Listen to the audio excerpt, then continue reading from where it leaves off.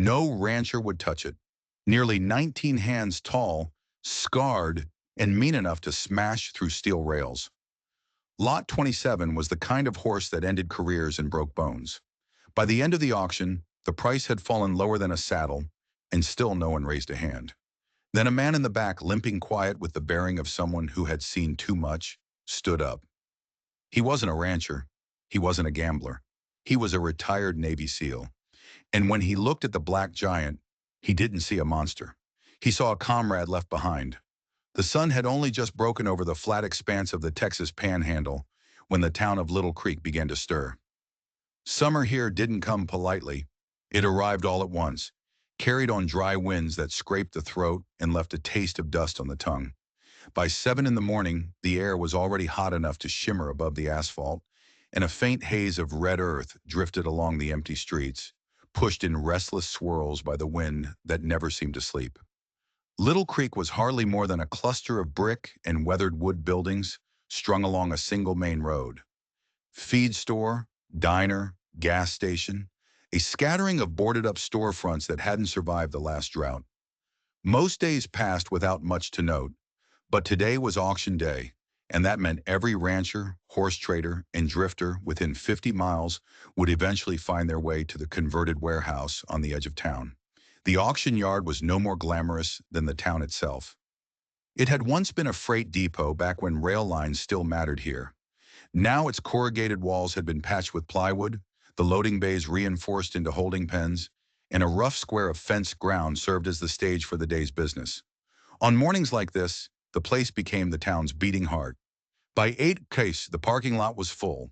Dusty pickups idled with windows down, their beds stacked with hay bales or coiled rope. Men in brimmed hats leaned against the rails with paper cups of coffee so thick it might have been tar. Women in denim shirts bargained over weanling colts or kept children from wandering too close to the gates. The crowd was an odd blend. Seasoned ranchers with sun-cracked skin, buyers representing larger outfits, horse traders looking to make a margin, and a handful of lone cowboys chasing the idea of luck. The air carried its own kind of orchestra. The battered loudspeaker hanging from a beam crackled and spat static between the auctioneer's rhythmic chant. The metallic ring of hooves on concrete echoed from the holding pens as each horse was led into position. Doors slammed, chains rattled, a gate banged shut. Layered over it all was the smell, a pungent mixture of sweat, dust, hay, manure, and the bitter sting of overbrewed coffee poured into flimsy paper cups. Conversation ebbed and flowed in the spaces between lots. It was rarely dramatic. Buyers didn't waste breath on poetry. Their talk was lean and pragmatic. The cost of hay, whether last week's rain had been enough to break the dry spell, how much fence line needed repairing before the heat settled in for good. The auction was a place for business, not sentiment. The first lots moved quickly. A pair of sturdy roans with steady eyes fetched a decent price, changing hands without fuss. A Palomino mare stepped out next, a foal tucked against her side, earning a rare soft murmur from the crowd. A string of geldings followed, ranch stock with no surprises. Saddle broke, serviceable, the kind of animals a man could trust to move cattle without making trouble. They sold fast, the rhythm of the morning like a hymn everyone knew by heart. Numbers called, bids raised, the gavel tapping in final agreement. It was all predictable until the yard crew began to clear a wider path. The crowd shifted, sensing the change before anything was said. Two young hands wrestled with the heavy gate at the far end, sliding it across with effort. Their movements were tighter, more cautious than before. Behind them, a pen rose higher than the others, its rails braced with cross beams. The paint along its uprights was scraped raw, steel polished to a shine where something enormous had rubbed against it with violent force. "Lot 27, someone muttered, and a ripple of attention spread through the yard. This was the pen everyone had whispered about all morning. Unlike the geldings or mares that came before, Lot 27 had required reinforcement. Two handlers stood rigid at either side, their posture telegraphing unease. One kept his boot braced against the gate as though expecting it to lurch forward. The noise of the crowd softened, replaced by a hush that carried more weight than silence. Inside the pen stood a horse that seemed to bend the rules of proportion. Nearly 19 hands at the withers, the stallion was black from poll to tail, the kind of black that swallowed light, as if a storm had taken flesh. His body was a fortress of bone and muscle, a neck thick as a tree trunk draped in tangled ropes of mane. His tail swished with the weight of a rope itself, each movement deliberate, heavy. Along his left flank ran a scar, long, raised, pale against the dark coat. It was no accident of nature. It looked like the memory of fire, the mark of iron pressed deep. The stallion didn't pace nervously like other horses. He didn't shuffle or sweat in anxiety. He stood as though he owned the ground beneath him, front feet planted, hindquarters coiled. When he lifted his head, tendons shifted under the skin like cables, and his eyes, dark, recessed, unblinking, scanned the crowd with a dare. Without warning, he struck the rail with a front hoof. The entire pen shuddered. Steel rang like a bell, the vibration running through the boards into the boots of those standing too close. A collective flinch passed through the line of onlookers. Someone hissed, "Jesus!" And another voice snapped back, "Hush!" in the tone adults use when a child edges too near the fire. The handlers kept their distance, clipboards pressed against their chests like shields. One cleared his throat and read from the sheet, though the details were already rumored. Shire stallion, age uncertain, likely 6. Estimated weight, 1,200 kilos, 2,600 pounds. Prior owners, 3, unable to maintain. History of gait failure. Incident resulting in injury to handler. As if to punctuate the statement, the stallion shook his head, mane whipping, and struck the rail again. The sound reverberated across the yard, sharper, harder. A sound that said steel was not a barrier, but a challenge. "Hell of a horse," a man near the front muttered, though his tone lacked admiration. "Hell is right," another replied. From the block, Ray Callahan stepped forward. Ray had spent 30 years selling horses, and he carried himself with the weary confidence of a man who had seen nearly everything. Long arms, easy slouch, but his eyes were alert. He took off his hat, ran a hand through prematurely white hair, and set the hat back on like armor before leaning into the microphone. "Ladies and gentlemen," his voice grated through the crackling speaker, gravel made electric. "Lot 27, biggest animal we've seen here in a long while. I won't sweet talk you. He's the hardest too." No one flinched at the word hard. Everyone there carried their own measure of it. But Ray pressed on. "You buy him, you buy the whole of him. He's got bone and he's got drive. You know what that can mean in the right hands. You also know what it can mean in the wrong ones. 3 sets of hands claimed they had him. None do now. Step up today and step up knowing what you're stepping into." He gave the smallest nod to the yard crew. One of the boys tapped the gate with his boot, testing whether it would hold. The stallion lifted his head to the sound and froze. Ears pricked forward, still as a stone, but the kind of stillness that warned of sudden violence. Ray raised his voice. "We'll open the bidding at 1,000. Silence. He tried again, rolling the chant with practiced cadence. 1,000, do I hear one? Big bone like this, breeding for years if you know what you're about. 1,000, who'll give me one?" Nothing. The crowd stared at boots, fiddled with coffee lids, cleared throats. A man coughed, the sound rough as a stalled engine. Wind dragged its nails down the corrugated siding of the warehouse, filling the pause with an eerie scrape. 800, Ray said, his voice still carrying cheer, though the edges frayed. 800 for the biggest animal on the ground today. Again, silence. 6, he called. "I'll take 6. Still nothing. The pressure of quiet settled heavier than noise. Somewhere a plastic lid snapped onto a cup. Sentinel shifted his weight, feathers at his fetlocks stirring dust.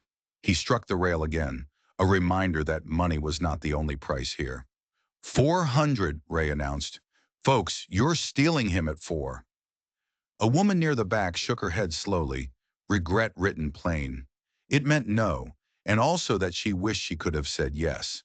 Another man tilted his hat forward, signaling he wouldn't even pretend to consider. 300, Ray said flatly. His voice landed heavy, stripped of rhythm. The loudspeaker carried it like a stone laid between them all. The silence stretched longer than anyone could bear. Ray Callahan had let the number fall to $200, his voice flat, stripped of its usual sing-song rhythm. The offer hung in the air like smoke, choking the space between the rails and the crowd. Not a hand stirred. Boots shuffled on dirt, not out of eagerness, but the opposite, a quiet prayer to be somewhere else. Anywhere else. At the back, the clerk laid his pencil aside with weary finality. He reached for the folder marked for killers, a man about to complete a distasteful but familiar ritual. The pages crackled like dry bones when he opened them. The sound carried sharp as a gunshot in the tense stillness. The stallion's ears flicked at the noise, precise as a radar dish, but no one else moved. The crowd began to avert their eyes. Men who had stared boldly at every other lot now studied the toes of their boots with sudden fascination. A woman who had leaned against the rails sighed through her nose, slow, regretful, and turned away. Everyone wanted the same thing, that this spectacle, this failure, would be over. That Lot 27 would vanish from their sight, carried off to the end no one wished to name out loud. Ray adjusted his hat, fatigue lining the edges of his mouth. He had sold hard horses before, mean horses, dangerous ones, but this was something else. He drew in a breath, ready to drop the gavel, ready to end it. That was when a voice in the crowd spoke. It wasn't loud. It didn't need to be. The sound was steady, cutting across the silence like a blade through canvas. Heads turned toward the shadowed edge of the yard. From the line of onlookers, a man began to move. He came slowly, as though testing each step before he trusted the ground. At first, he seemed just another drifter, a face half hidden under the brim of a plain cap, shoulders wrapped in a jacket that had seen better years. But the limp was unmistakable. Each pace carried the echo of an old injury, the kind that never healed clean. He favored one leg but forced himself not to. An old soldier's trick, a refusal to let weakness become identity. As he emerged into the hard light of the auction yard, more details sharpened. His hair was already salted with gray, though he was not yet an old man. His eyes were set deep, watchful, with a weight that said he had seen more endings than beginnings. He wasn't young, he wasn't pretty, and he wasn't dressed to impress, but there was something in the way he carried himself, straight back, even in the limp, balanced, even in the uneven stride, that spoke louder than clothes ever could. Whispers rose like wind through dry grass. Mercer, someone breathed. Jack Mercer. Navy man, SEAL, they say. Thought he left years ago. Retired, busted up in Afghanistan or Iraq. No one knows for sure. Eyes followed him now, as though the silence had shifted allegiance. He didn't look at the crowd. He didn't look at Ray. He walked until he stood 3 yards from the reinforced pen and stopped. For the first time that morning, the black stallion stilled completely. The two figures faced each other, man and horse, one scarred inside, one scarred outside. The air seemed to pressurize between them, pulling the rest of the yard into a hushed orbit. Jack Mercer's gaze locked on the animal. He saw not just mass and menace, but recognition. The scar along the left flank pulled him backward through time, back to a desert training ground half a world away. He remembered a horse, massive, furious, thrown into the chaos of a joint program where men and beasts were tested under explosions, gunfire, firelight. He remembered shrapnel flaring one night, burning across a black coat. His throat tightened. The stallion tossed his head, and the movement was eerily familiar. It wasn't random. It was precise, a gesture once sharpened by repetition, conditioned to signal readiness. Jack's breath caught. He wet his lips, took one small step closer to the rail, and whispered something too soft for the crowd to catch. A clipped word, 2 syllables carved from the lexicon of his old unit. The stallion's ears twitched. Not random, not startled, intent. Recognition flickered in the dark eyes, gone in a heartbeat, but undeniable. Jack knew. He straightened, inhaled once, and raised his hand. The movement was steady, deliberate, the kind of motion a man makes when he has already walked through worse doors than this one. 150, he said. The words were neither loud nor dramatic, but they carried as though the yard itself leaned in to deliver them. Ray Callahan froze, mouth half open, the gavel pausing midair. He scanned the crowd until his eyes found the speaker. A ripple of disbelief broke across the watchers. He's out of his mind. 150, that's a suicide note, not a bid. Hell, that's less than a saddle. He's paying pocket change to buy his own coffin. Jack didn't answer them. His eyes never left the stallion. The animal blew once, nostrils wide as though testing the air. He hadn't moved closer, but he hadn't turned away either. Jack's voice came again, low but unwavering. His name isn't Lot 27. He drew in a breath of the kind you take before stepping back into a fight. His name is Sentinel. He served with my unit. The words detonated in the silence. The crowd broke into a clamor of whispers and half-shouted questions. What's he saying? That horse? Military? SEALs use horses? Can't be true.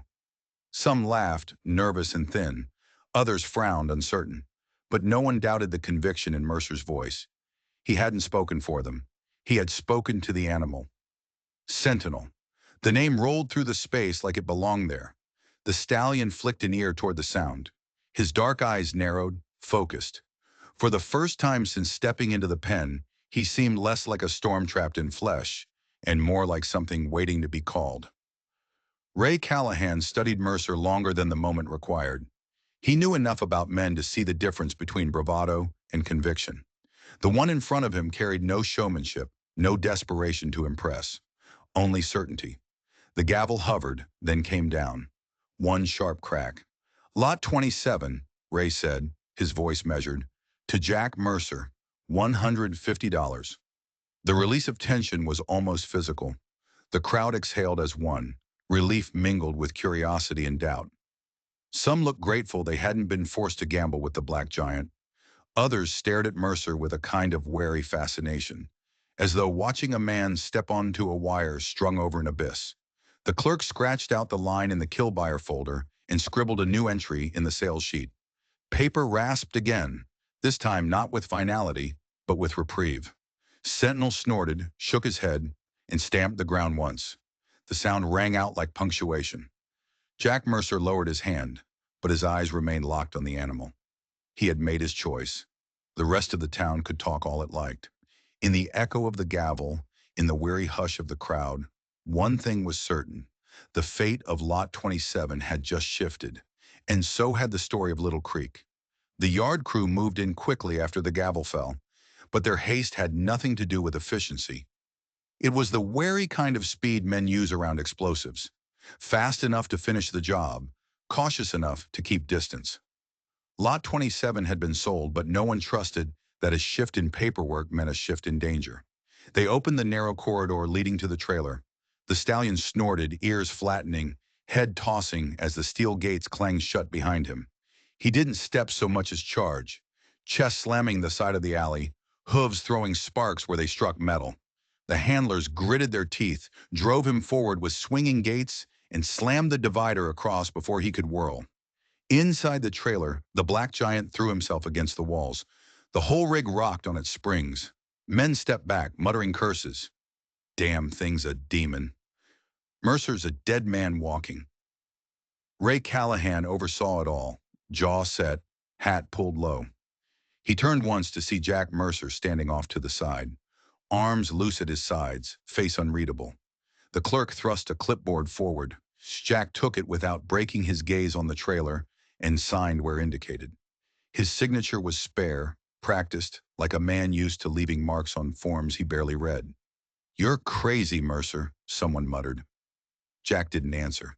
He simply stepped closer to the ramp, eyes locked on the restless weight inside, as if the animal's rage was a language only he intended to learn.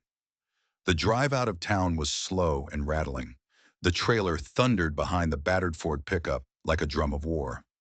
Inside, the stallion never stopped moving.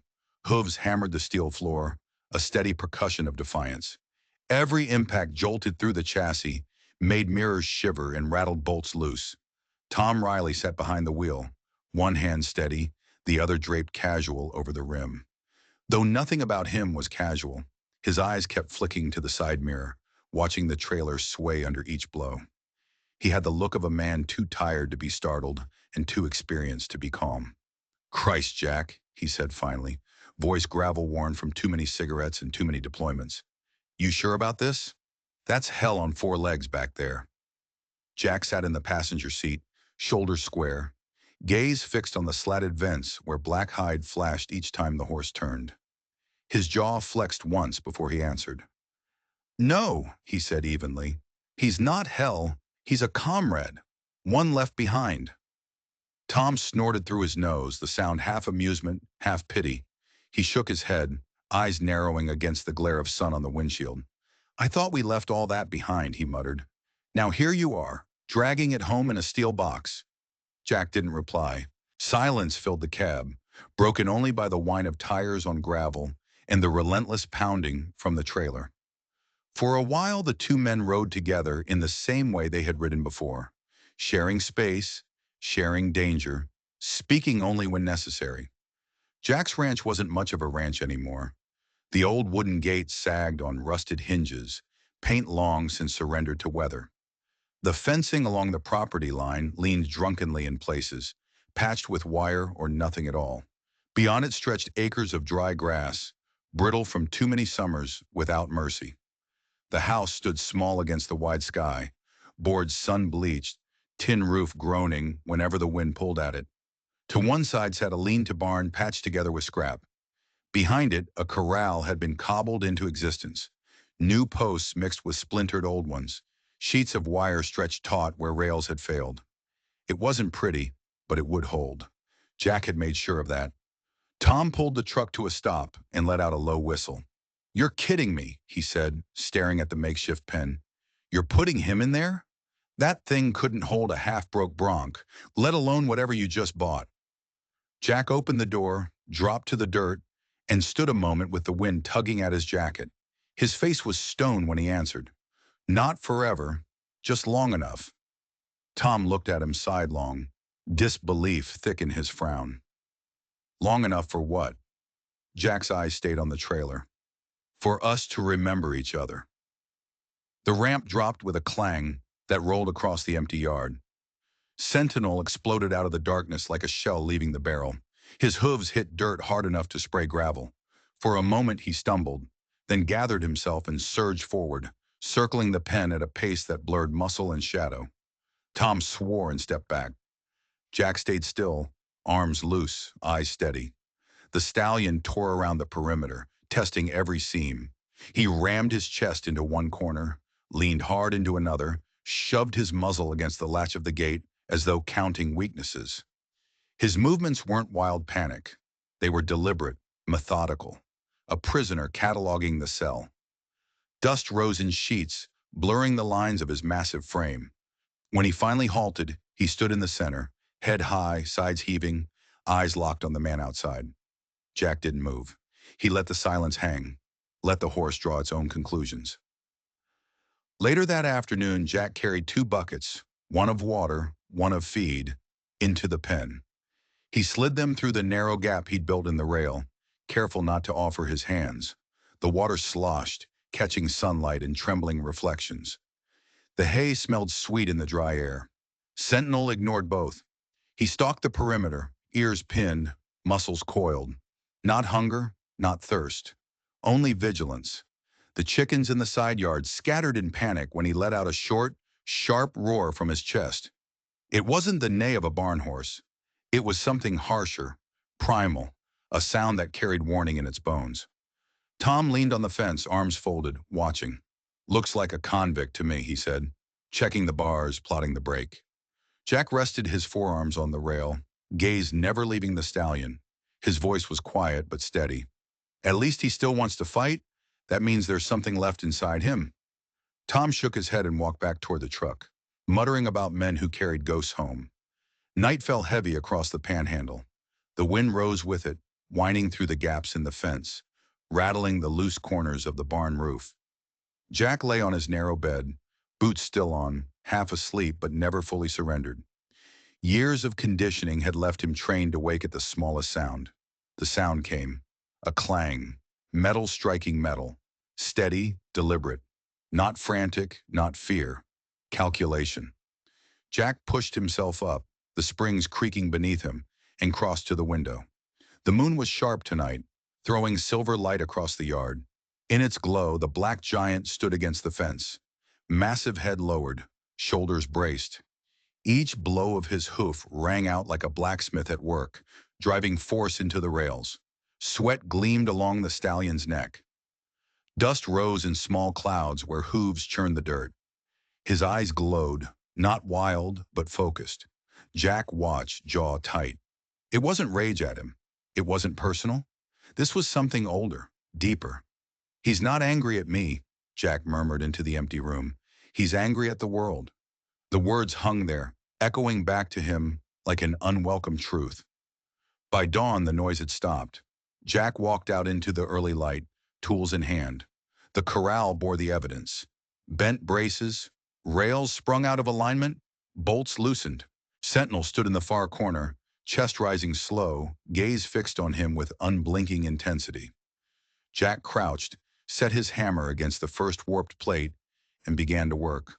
Blow after blow fell, straightening, resetting, not because he believed it would hold forever, but because it had to hold today. His hands, scarred and calloused, trembled slightly with each swing, not from fear, from recognition. This was not going to be a short fight. This was a campaign. When the work was done, he rested against the post, wiped the sweat from his forehead with the back of his wrist, and looked across the pen. Sentinel hadn't moved, hadn't blinked, watching, always watching. Jack let the hammer drop into the dirt, leaned on the fence, and let the words slip out in a whisper only he could hear. "We still owe each other one moment of trust." The wind carried the murmur away, but the stallion's ears flicked. For the first time, Jack allowed himself the smallest hope that the horse had heard. The first escape came sooner than Jack expected. One morning he stepped out into the dusty light, bucket in hand, only to find the gate of the pen yawning open. The lock he had trusted dangled broken, twisted as though some invisible wrench had pried it apart.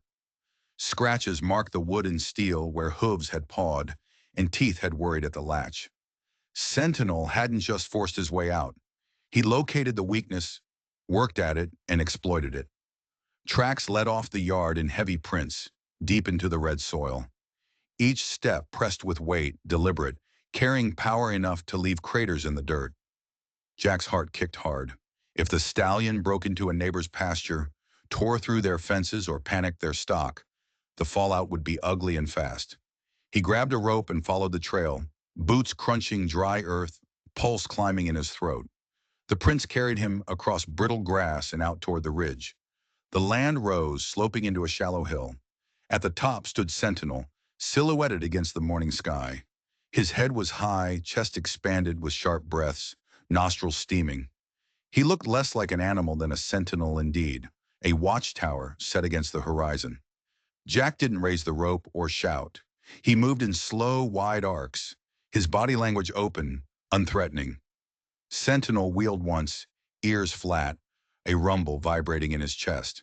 But when Jack pressed a little closer, not with force but with patience, the stallion eventually shifted his weight, angled his body, and allowed himself to be turned back. They walked home in a silence heavier than words. Jack felt the rope slack in his hand, more an illusion of control than its reality. Sentinel wasn't broken. He had simply chosen, for the moment, to allow return. The second escape came days later. Jack woke to a deep metallic thud, followed by another, sharper. He threw off his blanket, tugged on boots, and stepped into the night. The panhandle air was still, moonlight spilling silver across the fields. The pen was open. One section of rail caved inward, splinters jutting out where wood had yielded. Hoof prints scarred the dirt beyond. Sentinel had jumped. Jack followed the tracks again, further this time, across a dry creek bed where stones shifted under his steps. On the far side, the black shape stood waiting, immense against the slope of a low hill. Moonlight outlined him, a creature sculpted in shadow and iron. Jack slowed, heart tight in his chest. The stallion didn't bolt. He didn't graze. He only stood, eyes locked, ears forward, as if evaluating the man who came after him.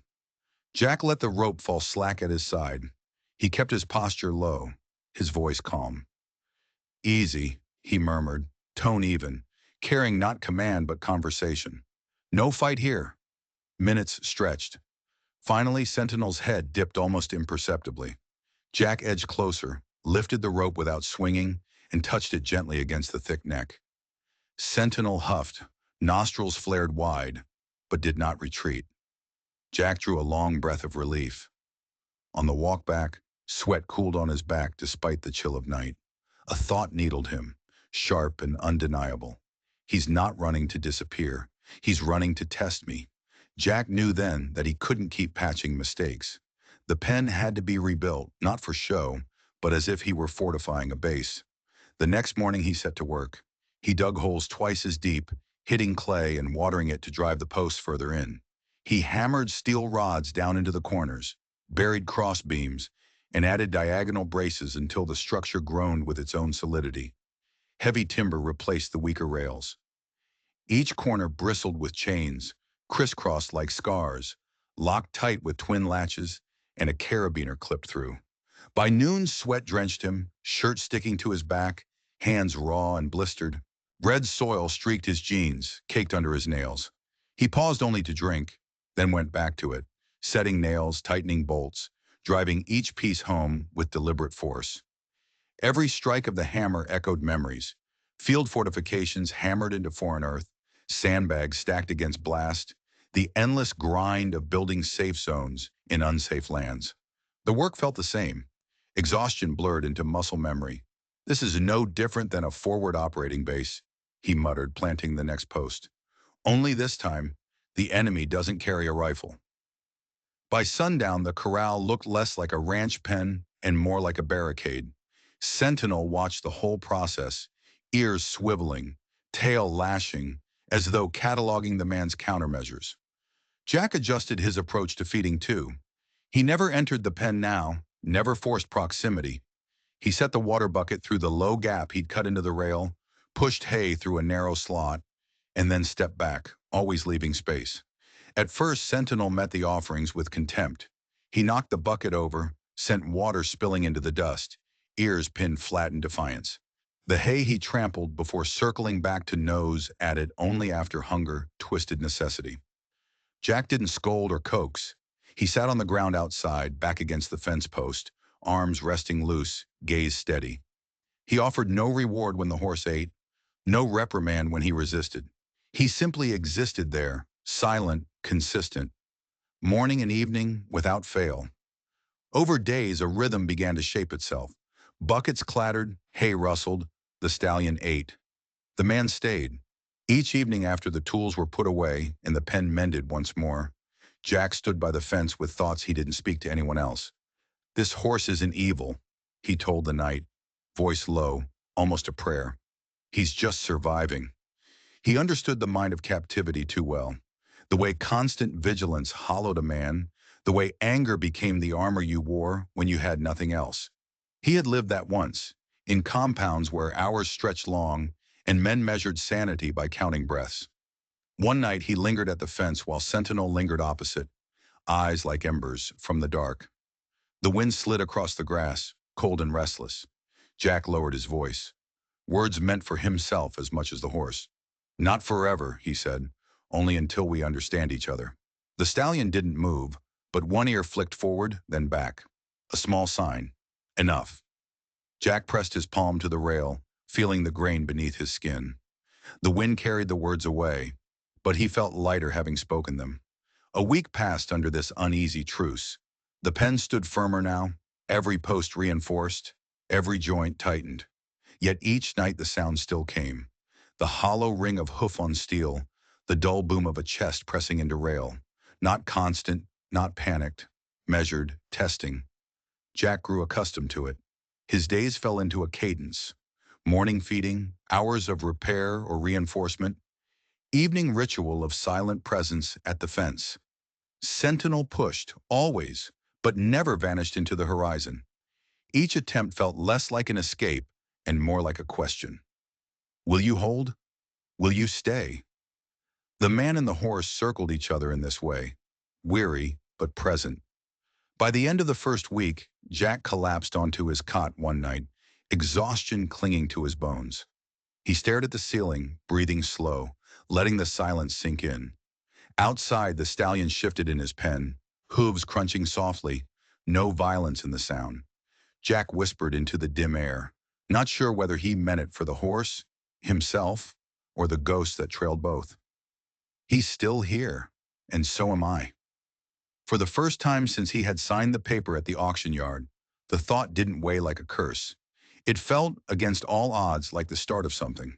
The day Dr. Lauren Hale arrived began with dust. A silver pickup rolled down the rutted lane, raising a copper cloud that curled through the panhandle heat. Jack watched it from the porch, coffee cooling in his hand, boots planted on the steps. The truck pulled up by the corral, an idled engine ticking.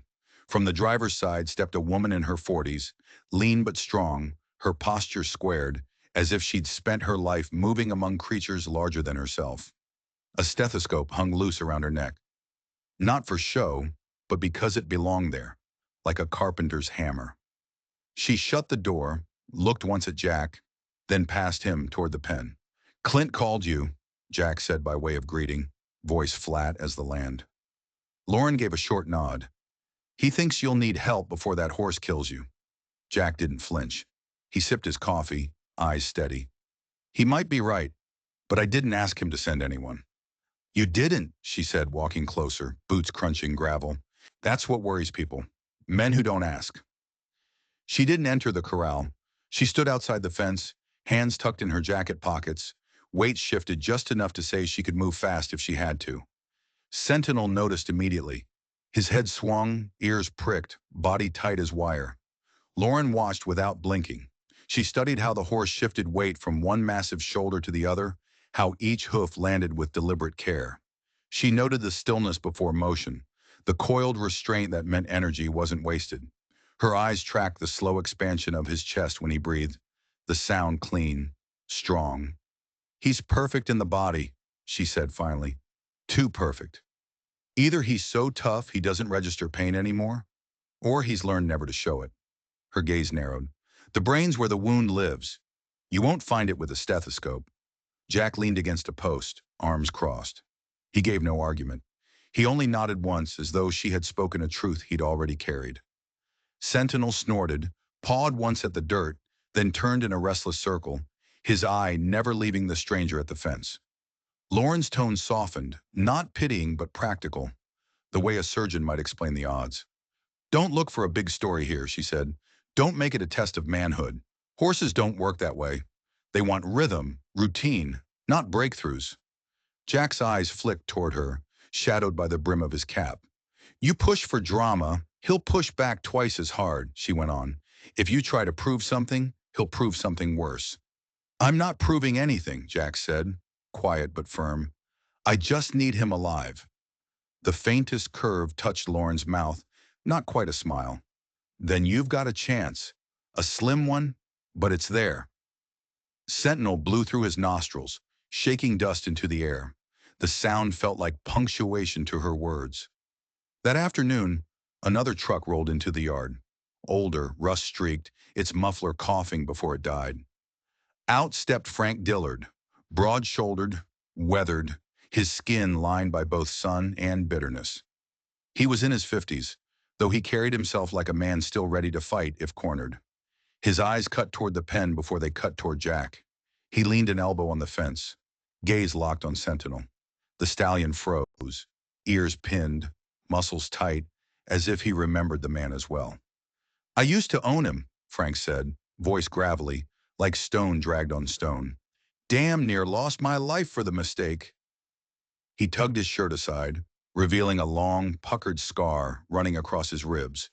3 bones broken, 20 feet of pipe rail torn out, and a good hand who won't set foot on my place again. Jack said nothing, only rested a hand on the top of the post, waiting. Frank's eyes burned with equal parts anger and fear. "That animal will kill you, same as he almost killed me.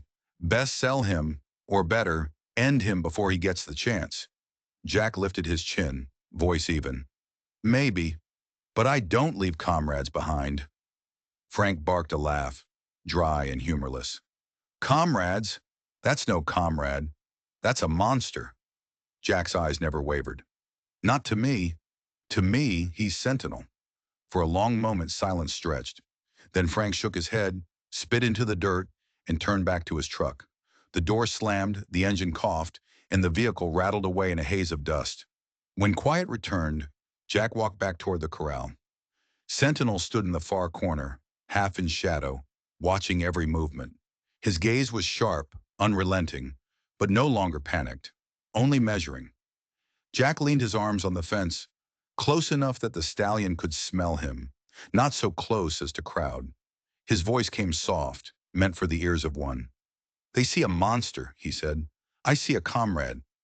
The seal creed echoed in his head, words branded into memory from years long past. No man left behind. It wasn't ceremony now. It was a vow. He didn't need to announce it to Lauren or Frank or anyone in town. His decision was already made. His job was to keep showing up, day after day, until the horse knew he meant it. Sentinel's ear twitched, catching the sound of his voice. Jack rested a hand on the rail, and for the first time since the auction yard, he felt the faintest crack in the wall between them. Not victory, not even progress. Just presence. It would have to be enough. Jack began to change his posture toward the fight. For weeks, he had answered every challenge with labor, building, reinforcing, hammering steel into the soil as if he could outmuscle the black stallion's rage. But one morning, instead of reaching for tools, he dragged an old folding chair from the shed and carried it to the edge of the corral. He unfolded it just outside the rail and sat. No rope, no halter, no whip, nothing but his presence. At first, Sentinel dismissed him with contempt. The horse wheeled his body so that his hindquarters faced the man, a gesture sharp with warning. He paced the perimeter, nostrils blowing dust, ears swiveling as if to say, "I see you, and I don't care to." Jack didn't move. He settled his elbows on his knees, clasped his hands together, and let the weight of stillness sink in. Minutes stacked into an hour. Sentinel circled less, then stopped circling altogether. He didn't soften, but he tolerated. The next day, Jack did it again, and the day after that. By the end of the week, Sentinel no longer turned his back. He kept his distance, but the lines of his body were different. Watchful, not defiant. Muscles coiled, but no longer braced to explode. Jack spoke only sparingly, voice low, steady. He never used command tones. Sometimes a single word, sometimes none. The sound was closer to prayer than conversation. He learned to let silence carry the message. "I'm here. I'll be here again tomorrow." Every evening, the yard held the same image. One man, one horse sharing a patch of ground, divided by rails, bound not by force but by repetition. It was on one of those evenings, with the wind humming through the fence wires, that Jack let words slip he hadn't planned. His voice was little more than a murmur meant for the dusk. "I know what it feels like," he said, "being locked inside your own anger. I lived there once." He didn't expect a reaction, didn't even expect the horse to hear. But Sentinel, who had been tracing a slow circle in the dust, paused, his ears pricked, angling toward the sound. He didn't approach, but he listened. Jack exhaled, shoulders sagging slightly. He hadn't meant to confess. The words had simply climbed out of some buried place. Still, the moment mattered. Sometimes admitting pain aloud wasn't about who heard. It was about breaking the silence inside yourself. For the first time since Sentinel had arrived, Jack felt that a door, small, invisible, but real, had cracked open. The next morning, he carried water to the pen as usual. When he slid the bucket through the gap, he said the name. "Sentinel." The syllables hung between them. The horse jerked his ears, stopped chewing, and lifted his head. His eyes found Jack's, sharp and immediate. For weeks, he had only stolen sidelong glances, never offering the full force of his gaze. Now he turned his entire body, squaring up, both eyes fixed on the man. The look was long, unblinking, something more than instinct. It wasn't surrender, but it wasn't rejection either. It was appraisal. Jack's lips tugged into a faint smile. "Yeah," he whispered. "That's your name. Sentinel. Guardian. My comrade." The horse blew once through his nose, then lowered his head again to drink. But Jack knew the name had landed. Several days later came the moment he hadn't dared hope for so soon. The afternoon sun slanted across the corral, painting everything in copper and shadow. Jack sat on his folding chair, the dust warm under his boots, while Sentinel paced less than usual. His circles narrowed, like a spiral drawing inward. Jack held still, heartbeat steady but loud in his ears. The stallion approached in increments, hooves silent on the packed dirt. First 20 feet, then 15, then 10. His chest rose and fell with heavy, deliberate breaths. When the distance closed to arm's length, Jack didn't move. His hands rested loose on his knees. He lowered his gaze, avoiding the predator's stare, offering respect instead of challenge. Sentinel's head dipped. His breath washed over Jack's hands, hot, smelling of hay and dust. Whiskers brushed the air above the man's knuckles. Jack resisted every urge to reach out. He let the horse make the choice. After a tense heartbeat, the muzzle touched the skin, lightly, like testing the edge of a flame. Jack lifted his hand only after that, slow and careful, letting Sentinel control the contact. His fingers hovered, then brushed the great neck just behind the jawline, a place where horses guarded themselves fiercest. Muscle tensed under his palm, cords shifting like cables. For a moment, Jack feared the explosion, the lunge, the violence. But none came. The horse stood, breath and heartbeat mingling with his own. In that stillness, silence became communion. For the first time, they shared a rhythm. The crunch of tires on gravel nearly shattered it. A battered pickup rolled into the yard. Jack didn't move, but his gut clenched at the intrusion. Tom Riley climbed out, stretching his back with a grunt. He had come often since the auction, bringing feed, sometimes just company. He lifted a hand to call across the yard, then froze. His eyes locked on the sight before him. Sentinel, the killer horse, stood still while Jack Mercer's hand rested on his neck. No biting, no striking, no terror in the whites of his eyes. Just presence. Tom's mouth worked once, twice before words made it out. "Jesus Christ," he whispered. Jack turned his head just enough to catch his old teammate's stare. He raised one finger to his lips, signaling silence. Tom nodded, almost reverently, and stepped closer, but not too close.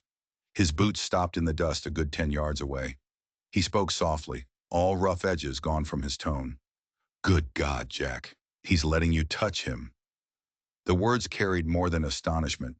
They carried belief, reluctant, fragile, but real, that the impossible might not be impossible after all.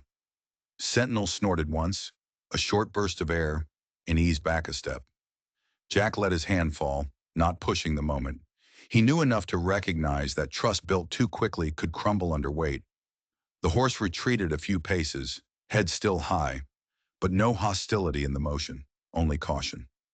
Jack stayed seated, letting his arms rest loosely. No pursuit, no pressure. He watched Sentinel settle in the shade, sides rising and falling in steady rhythm. "Thank you," Jack murmured, just loud enough for the animal to hear. "Thank you, Sentinel." The stallion's ears flicked once, then returned to neutral. For Jack, that was enough. For the first time since the trailer door had clanged shut behind the horse at the auction yard, Jack felt the tightness in his chest ease. He drew a long, measured breath, and when he exhaled, it didn't scrape like gravel. Something had shifted. It wasn't a victory. Not yet. It wasn't safety. But it was a seed. Tiny, fragile, alive. The man rose from his chair slowly, joints stiff, and walked back toward the house. Behind him, Sentinel lowered his head to graze, unhurried, as if granting permission for the man to leave. The corral, the ranch, the sky. They all felt changed, though nothing outward marked the difference. Only Jack's chest carried proof, a seed of trust planted deep and beginning to root. Jack didn't rush. He knew how fragile the last victory had been. The breath on his hand, the first touch on the stallion's neck. It wasn't a bridge. It was the first plank laid across a river. Step wrong, and the whole thing could tumble. So he changed his tactics again. He brought out a halter and lead rope, but not to use them. He draped them over his shoulder as casually as a jacket. Let the sun warm the leather, and the wind carry its smell. Sentinel noticed immediately. His head jerked, ears sharp, body tense. Jack didn't press. He only walked to the corral, hooked the halter on the top rail, and sat down on his folding chair. The horse circled wearily at first, keeping space between himself and the new intruder. The dangling loop of rope, the dull shine of metal buckles. Jack didn't move. He let dust gather on his boots while the halter hung in plain sight. The second day, he did the same. This time, Sentinel slowed when he passed the rail. He stretched his neck, sniffed the air, then continued on, hooves striking in a steady rhythm. On the third day, Jack raised the halter slowly, holding it at arm's length. Sentinel flared his nostrils, blew hard, then back 2 steps. Jack lowered it immediately, set it back on the rail, and returned to stillness. No punishment, no reward, just presence. By the end of the week, Sentinel walked within reach of the fence, lowered his nose, and investigated the leather with a curious snort. Jack let him breathe on it, and then pulled it away. The horse shook his head but didn't flee. The progress was microscopic, but for Jack, each inch was a mile. It was the following Monday when he tried the halter itself. Jack moved slow, every motion deliberate. He stood at the rail, halter loose in his hands, lead rope coiled and still. He waited until Sentinel came near enough that the horse could smell the leather, near enough to choose. Then Jack lifted the noseband just to chest height. Sentinel stiffened, his entire frame vibrating with the thought of resistance. His eyes rolled once, white showing, his muscles coiled. Jack spoke low. "Easy, Sentinel. No fight. Not today." Minutes dragged, heavy as hours. Sweat ran down Jack's spine, though the morning was cool. He didn't advance. He didn't retreat. He just held. Sentinel snorted once, loud and angry, then slowly dropped his head. His breath came longer, steadier. The whites of his eyes disappeared. Jack eased the band up, slipped it gently across the broad muzzle. Sentinel froze, neck rigid, but he didn't explode. Jack adjusted the crown strap, left it loose, no pressure.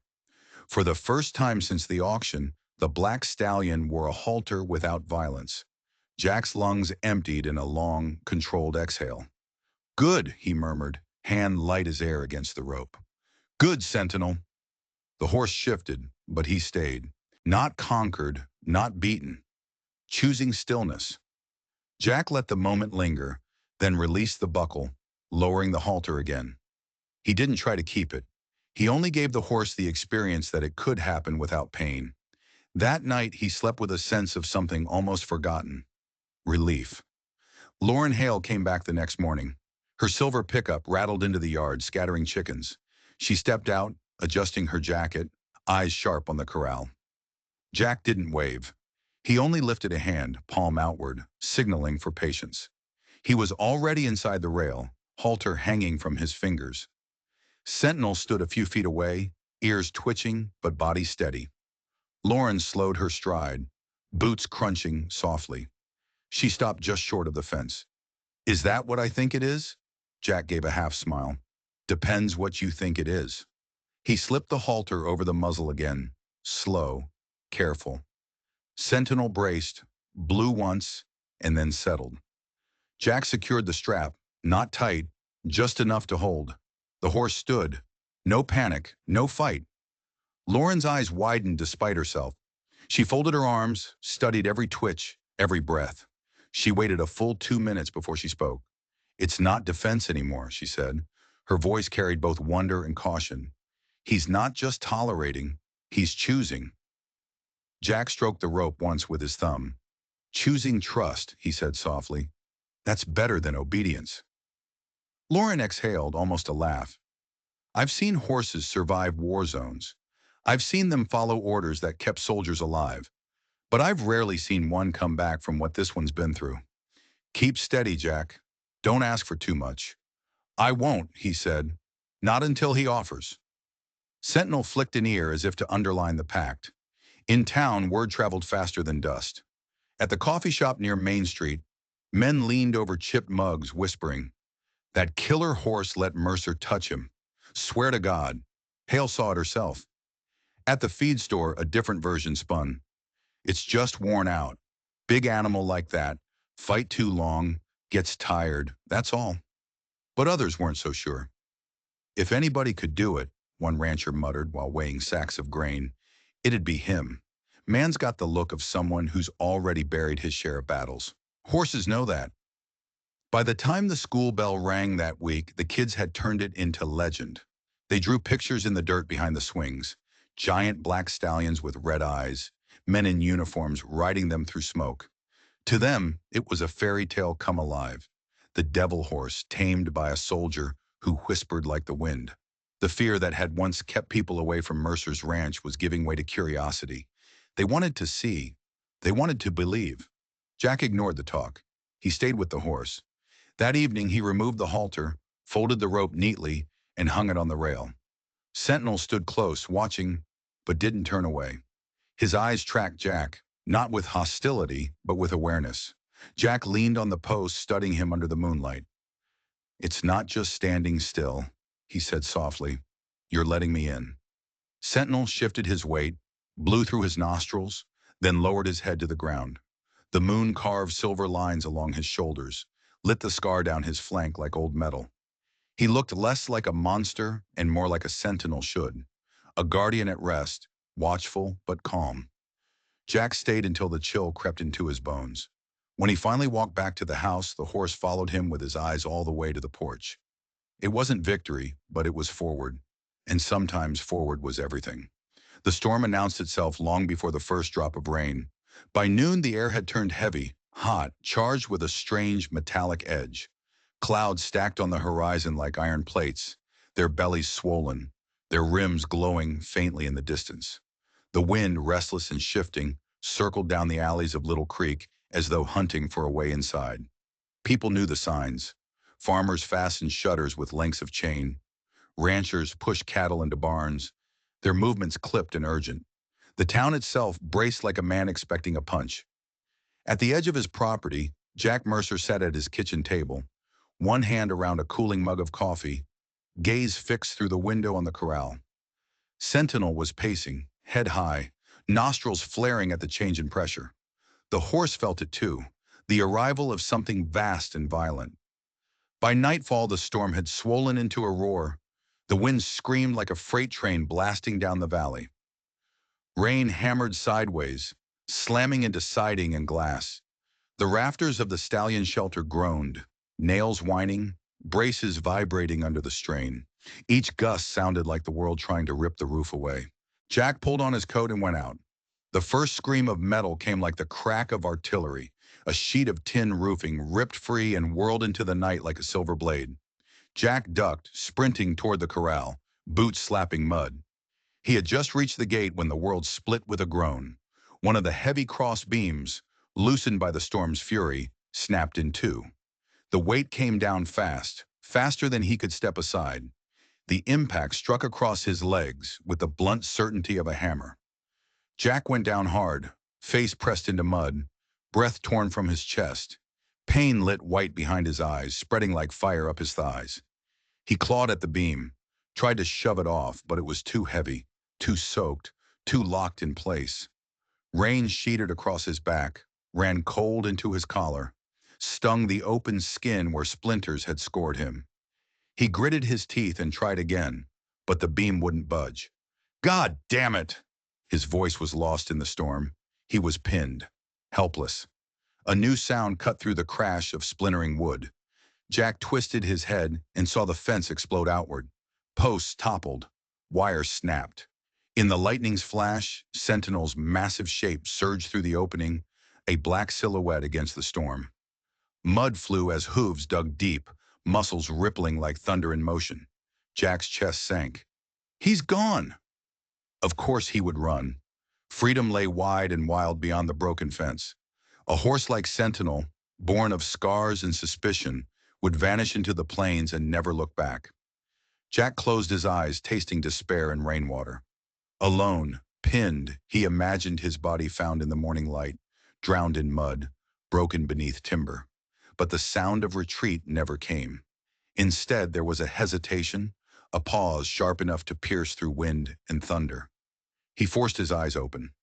Out in the churn of rain and lightning stood Sentinel. The stallion had stopped dead, framed between freedom and duty. His head swung, ears locked forward, eyes burning like dark lanterns. Rain coursed down his massive neck, his chest heaving as he weighed two paths: the open world or the broken man in the mud. Jack gathered what air he could, grit mixing with water in his teeth. "Sentinel, hold!" The words tore out of him, raw, jagged, but they carried the weight of memory. The command was old, older than this storm, a syllable hammered into muscle and bone years ago on another continent. Sentinel froze. His ears snapped upright, his entire body locked like a soldier standing to attention at the crack of a drill sergeant's voice. Recognition flickered, not in human reason, but in the deep buried language of training and trust. The horse's neck arched. He threw his head up, bellowed a sound that shook the storm itself, then wheeled and charged back. Lightning split the sky, illuminating the sight. Not a beast in flight, but a warhorse answering an order. He came in low, shoulder first, hooves tearing trenches through the mud. Jack braced himself. Sentinel slammed into the beam with the full weight of his body. The wood shuddered, groaned, but held. The horse staggered back, mud spraying, breath exploding in white plumes against the rain. Again Sentinel dropped his head, muscles tightening like steel cables. He lunged once more, the impact cracking through the night. This time the timber screamed and splintered, bursting into jagged shards. Jack yanked his legs free, rolling sideways into the muck, gasping against the pain. His ankle burned sharp, his thighs throbbed with the echo of impact. But he was alive, alive because the horse had chosen him over the storm. Sentinel lowered his head, thrusting his muzzle close enough that Jack could feel the heat of his breath through the rain. Their exhales mingled. Human, animal, survivor. Jack reached up, pressed a muddy hand against the stallion's neck. "Good boy," he gasped. "Good boy, you just saved me." Together they staggered through the gale. Jack limped, leaning against posts that still stood. Sentinel stayed near, his bulk a living wall against the rain. When Jack faltered, the horse shifted closer, his shoulder brushing Jack's arm as if to steady him. They reached the smaller lean-to by the shed, little more than corrugated tin bent into a half-shelter. Jack crawled inside, dragging his useless leg, and collapsed against the wall. Sentinel crowded in after, filling the narrow space. His barrel side steamed in the cold, rain dripping down his flank. A fresh scrape bled along his shoulder where the beam had bitten, but he stood square. No tremor of fear in him now. Jack leaned his cheek into the horse's hot hide. He could feel the pounding of Sentinel's heart, strong, insistent, matching the rhythm of his own. "You saved me," Jack whispered into the storm. "You didn't run. You came back." Sentinel didn't move away. He simply stood, ears flicking toward the wind, his body forming a wall that turned the rain. In that moment, Jack realized the roles had reversed. The man no longer guarding the horse guarding the man. By dawn, the storm had spent itself. The rain eased to a thin drizzle, thunder rolling far off toward Oklahoma. The sky hung low and gray, but calmer. The yard looked as though a giant had passed through. Timbers scattered, wire curled, water pooled in deep trenches. Jack limped across the wreckage, Sentinel following at his shoulder like a shadow. Each step burned through his ankle, but he walked steady because the horse walked steady beside him. At the spare pen near the shed, he unlatched the gate. Sentinel stepped inside without fuss. No rearing, no lunging, no rage. He turned, planted his feet, and looked back at Jack. The gaze was changed. No longer the defiance of a prisoner waiting for a chance to escape. No longer the rolling whites of an animal trapped. It was focused, deliberate, watchful. The eyes of a sentry who had taken his post. Jack sank down into the mud just outside the rail. His body ached, his lungs burned, but his heart beat with something fierce and new. "We're not strangers anymore," he said aloud, half to Sentinel, half to himself. The stallion blew softly, his ears angling forward as if listening. Jack closed his eyes, leaning back against the fence. The words of the Seal Creed rose again, not recited, but lived. No one left behind. That night, for the first time since bringing Sentinel home, Jack slept without fear. He had a comrade again, and this time neither of them had been left behind. Dawn came clean and bright, as if the sky had decided to apologize for the night before. Sunlight struck the panhandle flat and hard, laying a bright blade across Jack's yard. The place looked like a battlefield after the shooting stopped. Roofing torn away, cross beams split, wire curled like shed snakeskin, puddles the color of coffee spread through the ruts. Mud streaked the house. The gate hung crooked, and the big corral leaned as though it had been tired for years and finally admitted it. A pickup rolled into the drive, then another. Ray Callahan climbed out of the first, sweeping his hat off as if he were stepping into church. Frank Dillard dropped from the other cab with a scowl set so deep it looked carved. Both men went still for a heartbeat, the way people do when they're bracing for the sight of a body. What they saw instead made them pause mid-breath. Jack Mercer was leading the black stallion across the yard with a slack rope. Sentinel walked at his shoulder, not crowding, not dragging, just there. Each step measured, head level, ears forward. They moved like men sharing a burden. Frank's mouth opened and no words came out. Then, "No, no way, that thing tried to kill me." Ray tugged the brim of his hat through his fingers, eyes narrowed against the sun.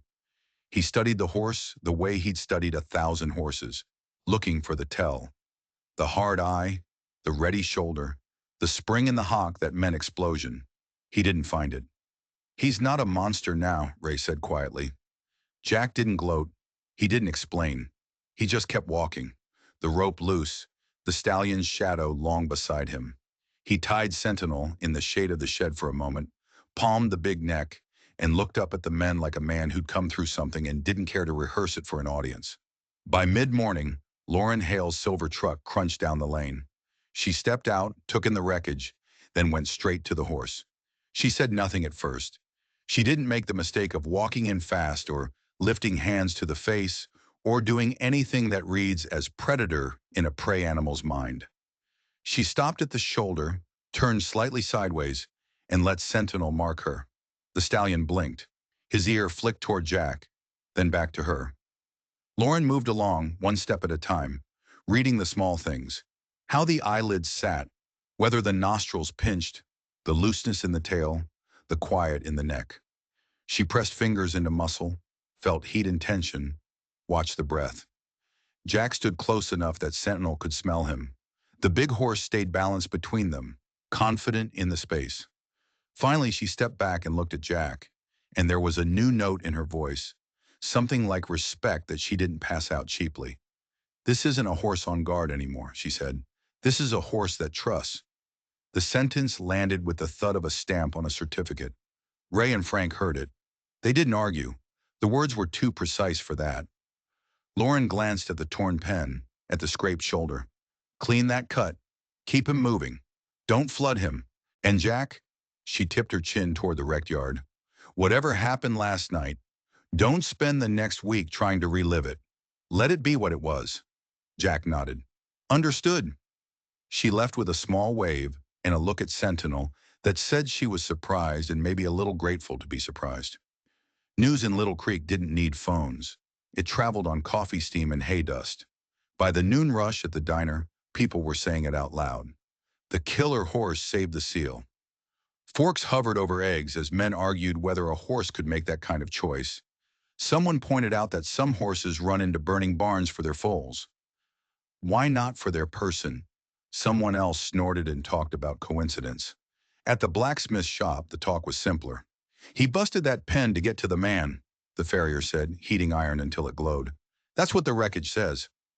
Kids drew the storm in chalk on sidewalks. A stick-figure man pinned under a brown rectangle, lightning jagged across a sky of blue scribble, and a black horse with legs too long to stand on, pushing the beam with his chest. They argued names on the playground. One boy said Sentinel sounded like a superhero. A girl said it sounded like a watchman on a wall. Either way, it stuck. There were still disbelievers. There always are. But disbelief is a funny currency. It spends poorly when reality keeps walking past the window. And reality was Jack riding the big horse at a cautious walk down Main Street 2 afternoons later, halter rope in one hand, the other resting light on a stalwart neck. People on the sidewalks fell silent, then waved. Then, when the pair passed without drama, went back to themselves, changed without quite knowing it. The county fair committee called. They wanted the horse. Not as a spectacle, they insisted, but as education. Put him in the farm and ranch learning corner. Let kids see what patience looks like when it wears hooves. Jack said no, then maybe, then yes, on two conditions. No crowding, and no one gets to see how far they can push. The chairwoman said, "Of course." Jack didn't believe her. He went anyway. The fair smelled like sugar and diesel and sun-warmed straw. Music thumped from the bandstand. Announcers barked from the rodeo ring. The livestock barns hummed with the noise of animals trying to make sense of louder animals. Sentinel came off the trailer high and tight, eyes hunting, ears chopping air. Jack walked a circle with him behind the education tent until the big lungs blew long and the head dropped a notch. He stood at the horse's shoulder, kept his voice low, his body between the noise and his animal. Condition 1, enforced. Kids lined up as kids do, immediately and crookedly. Volunteers tried to make them straight. Jack let the crooked stand. "One at a time," he said. "No sneaking. Keep your hand flat and let him see you coming." Parents hovered with phones. A few fathers had the lean-in, elbows-wide posture of men who wanted to test for themselves. Jack's glance met theirs and made the point. Condition 2, enforced. The first boy reached out like something might bite. Sentinel breathed across the small palm and didn't flinch. The second kid lost her nerve and stepped back. Jack said that was fine. There are other days. The third was a girl in a yellow dress with a ribbon worked loose from her hair. She laid her hand on the soft place above the stallion's nostril, and for reasons she didn't need to explain to anybody, whispered, "Shadow Guardian." The words were little and private. The reaction wasn't. The adults around them exhaled that low, collective sound people make when something true and unexpected drops into the middle of their day. Someone laughed. Someone else wiped at an eye. Jack's mouth tilted. He didn't repeat it. A nickname is a gift you don't demand twice. Sentinel stood. When the tent side snapped in the wind, he tossed his head, then found Jack's shoulder again and settled. He accepted the touch of children and the noise that came with them, with the weary generosity of someone learning a new language in real time. In the afternoon, the fair program rolled toward recognitions and remarks. Someone grabbed Ray Callahan because in small counties, you grab the man with a microphone voice and ask him to say words. He looked like he'd prefer a branding iron to a podium, but he climbed the steps anyway, hat in hand, the boards underfoot creaking. "Folks," he said, and the word came out rawer than usual. "You all know me. I sell horses. Been selling them longer than I care to count. Couple weeks back, I stood in our auction yard and I told you one was a monster. I damn near sent him down a road none of us say out loud." He glanced toward Jack, who stood beside Sentinel at the tent's edge. He swallowed once and kept going. "I was wrong." He let the phrase sit. "You don't get many men saying it in public out here. Sentinel ain't just a horse. He's a comrade that got left behind and found his way home." Applause rose unevenly, then caught like dry grass and ran through the crowd. Some people clapped because you're meant to. Some because they'd watched and changed their minds. A few because something in the words hit a place they didn't visit often. Frank Dillard stood off to the side, arms crossed, jaw working. When Ray stepped down, Frank didn't walk up to the mic. He didn't say, "I was wrong," and no one expected him to. He just dipped his head a fraction toward Jack, which in its way was a heavier sentence than any apology. By evening, photos had already outrun the event. Kids with palms pressed to a black muzzle. Jack walking past the bunting, the lead rope a lazy line. Sentinel caught in the slant of golden light, looking nothing like a demon and everything like a presence. At the feed store the next morning, a woman showed the clerk a picture on her phone and asked for the same grain Jack bought. At the grocery, the cashier said, "Saw Shadow Guardian yesterday," then corrected herself and added, "Sentinel," like she was learning how to say two names for the same truth. On the street, people stopped to look the horse in the eye without flinching. The old reflex, Don't meet the gaze of a dangerous thing was replaced by the newer one. Meet it and nod. Jack didn't chase any of it. He let the town make what it wanted from the story. Stories told people who they were. If this one told them they could move from fear to respect with enough work and enough luck, he wasn't going to argue. But the best part, the part Jack kept, didn't occur under bunting or applause. It happened in the late light when the heat broke and the land breathed again. He would throw a pad and a plain work saddle on the black horse, tighten the cinch with the slow economy of a man who had done it 1,000 times without needing to declare it to anyone, and mount. Sentinel would square himself as if it mattered to make the thing easy.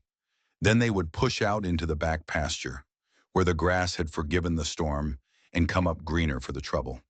Out there were no speeches. The horizon ran unbroken in every direction, a mercy and a temptation. Crickets ticked in the draws. Meadowlarks stitched their songs along the fence wire. Jack loosened the reins until they were a suggestion more than a tool. Sentinel's ears worked between the world and the man, between a rustle in the brush and a breath against his neck. Jack didn't think about names then, the one the unit had used in a far country, or the one a girl in a yellow dress had given at a county fair. He thought about the creed that had built the man he'd become, and nearly unmade him. No one left behind.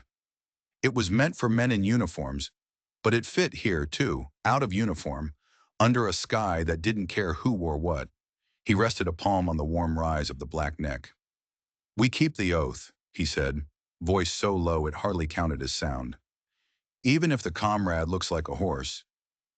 Sentinel shook his mane once, the small thunder of hair rippling down his crest, and blew out a breath that warmed the cool evening air. Call it agreement, call it wind. It didn't matter what label the world picked. They turned for home as the light eased from gold to blue. No one waited at the gate with a camera. No one posted the moment to anything. Jack swung down, loosened the cinch, and stood there a while with his hand where the saddle had been, feeling the life under hide and the quiet that had taken root between them. Inside the house, the old pipes knocked and stilled. Outside, the horse lowered his head to graze, not because he had been told it was safe, but because he had learned it.